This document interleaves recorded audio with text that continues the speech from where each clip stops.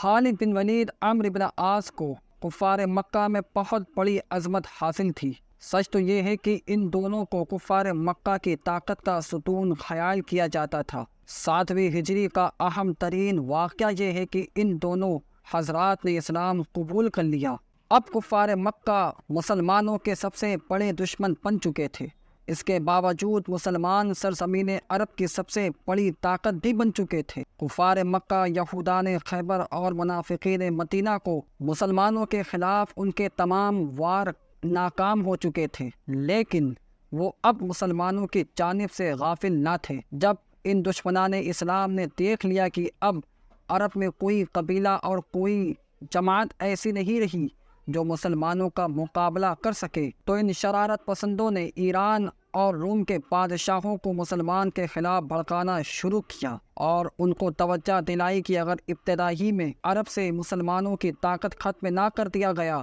تو ان کا وجود آگے چل کر روم اور ایران کے لیے مستقبل خطرہ بن جائے گا۔ شاہ ایران تو پہلے ہی بگڑا ہوا تھا، اب شاہ روم اور روم کے حکام بھی مسلمانوں کے خلاف بن گئے۔ اس کے باوجود رسول اللہ صلی اللہ علیہ وسلم نے تمام بادشاہوں اور عمرا کے نام خطوط روانہ کر چکے تھے۔ اسی قسم کا ایک خط دے کر حضرت حارث بن عمیر کو حاکم بصرہ کے پاس روانہ کیا گیا تھا۔ حارث ابھی بصرہ پہنچے بھی نہ تھے، موتا کے رومی حاکم شرحجیل غسانی نے حارث کو گرفتار کر لیا، اور یہ معلوم اس کو تھا کہ یہ کوئی معمولی شخص نہیں بلکہ اس کو محمد مصطفیٰ صلی اللہ علیہ وسلم نے بصرہ کے حاکم کی طرف روانہ کیا ہے۔ خط دے کر شرحجیل غسانی نے حضرت حارث بن عمیر کو شہید کر ڈالا۔ رسول اللہ صلی اللہ علیہ وسلم کو اس واقعے سے بے حد رنج پہنچا، چنانچہ رسول اللہ صلی اللہ علیہ وسلم نے فوراً 3000 مسلم جان بازوں کا ایک لشکر شرحجیل حاکم موتا کی سرکوبی کے لیے زید بن حارثہ کی سرگردی میں روانہ کر دیا۔ شرحجیل غسانی حاکم موتا کو جب معلوم ہوا کہ مسلمان ایک لشکر اس سے حارث بن عمیر کے قتل کا انتقام لینے کے لیے آ رہے ہیں، تو اس نے بھی مسلمانوں کے مقابلے کے لیے 1,00,000 کا لشکر جرار تیار کر لیا۔ رومی فوجوں میں مزید ہمت اور جرت پیدا کرنے کے لیے خود قیصر روم موتا سے کچھ فاصلے پر خیمہ زن ہو گیا۔ جب یہ خبر حضرت زید بن حارثہ کو معلوم ہوئی تو انہوں نے اپنے لشکر کو پڑاؤ کا حکم دے دیا اور ارادہ کیا کہ بارگاہ رسالت میں اس کی اطلاع دی جائے اور حکم کا انتظار کیا جائے، مگر حضرت عبداللہ بن رواح نے فرمایا، ہمارا مقصد فتح یا مال غنیمت نہیں ہے بلکہ ہمارا مطلوب تو شہادت ہے۔ عیسائیوں اور مسلمانوں کی یہ تاریخی جنگ موتا کے میدان میں لڑی گئی تھی۔ اس جنگ میں ایک طرف تو رومی عیسائیوں کا 1,00,000 لشکر جرار تھا جس کی سلطنت مشرق سے لے کر مغرب تک پھیلی ہوئی تھی، اور دوسری طرف صرف اور صرف 3000 اسلامی سرفروش تھے جو پوری طرح آلات حرب سے بھی مسلح نہ تھے۔ اسی لشکر اسلام میں حضرت خالد بن ولید مسلمان ہونے کے بعد پہلی مرتبہ مسلمانوں کی جانب سے لڑے تھے۔ 3000 مسلمانوں کا اتنے بڑے لشکر جرار کے ساتھ ٹکرانا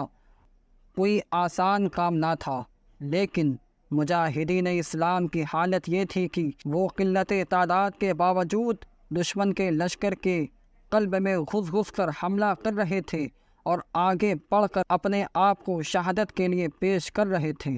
اس خوفناک جنگ میں جب 3 بڑے اسلامی اور مشہور سپہ سالار حضرت زید بن حارثہ، وہ جن کو آپ صلی اللہ علیہ وآلہ وسلم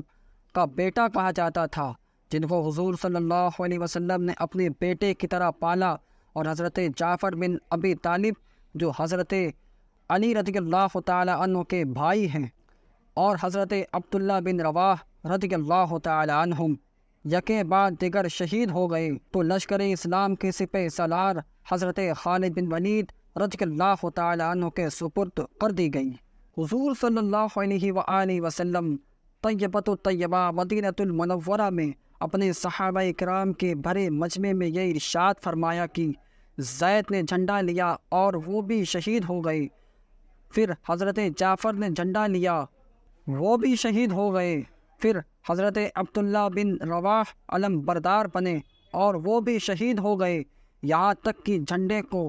خدا کی تلوار میں سے ایک تلوار نے اپنے ہاتھ میں لیا۔ حضور صلی اللہ علیہ وآلہ وسلم صحابہ کرام کو یہ خبریں سناتے رہے اور آپ کی آنکھوں سے آنسو جاری تھے۔ جب اسلامی لشکر کے سپہ سالار حضرت خالد بن ولید رضی اللہ تعالی عنہ بنے، آپ کے سپہ سالار ہونے سے قبل مسلمانوں کو بری طرح ہر مورچے پر شکست ہو رہی تھی، لیکن جو ہی علم آپ نے اپنے ہاتھ میں لیا، جنگ کا رخ بدلنے لگا۔ حضرت خالد بن ولید رضی اللہ تعالی عنہ نے مختلف ٹکڑیوں میں مختصر سی اسلامی فوج کو تقسیم کر کے اس قابلیت کے ساتھ رومیوں کے لشکر عظیم پر حملہ کیا کہ رومیوں کے پاؤں اکھڑ گئے اور اس کو بری طرح شکست اٹھانی پڑی۔ اس تاریخی جنگ کے موقع پر رسول اللہ صلی اللہ علیہ وآلہ وسلم نے حضرت خالد بن ولید کو سیف اللہ کا خطاب عطا کیا تھا۔ اس کے بعد جب حضرت خالد بن ولید رضی اللہ تعالی عنہ اپنے لشکر کے ساتھ مدینہ کے قریب پہنچے تو حضور صلی اللہ علیہ وسلم گھوڑے پر سوار ہو کر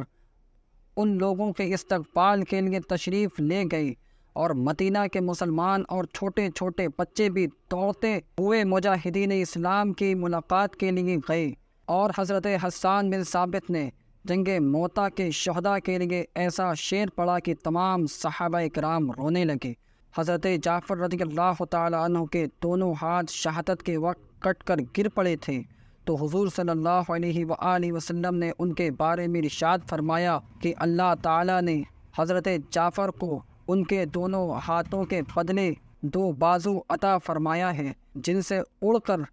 وہ جنت میں جہاں چاہتے ہیں چلے جاتے ہیں۔